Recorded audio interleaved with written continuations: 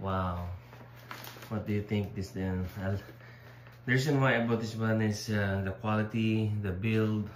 So there's a lot of pockets. See?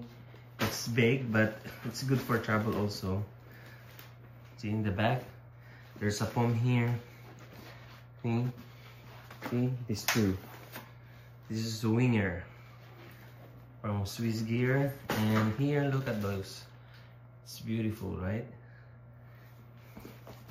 So I'm going to show you the pocket. I'm going to fit my laptop. So I'm using Lenovo with 16 inches. So first I'm going to show you the first pocket. Hey guys, did you see that? Beautiful, right? See, it's beautiful. So we'll start here.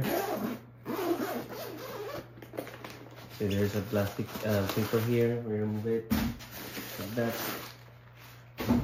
Okay, the first pocket is you can put your bulb in here, and you have a 3 pocket here. You can put anything. Other one, put here. See, it's deep, and there's a zipper here. See, you can put all your ball pens here, everything, the paraphernalias, and this is a sport key. Okay, and this is a rubber. See, it's very build quality. It's good. So that's the first pocket. And the second one, there's also here, guys.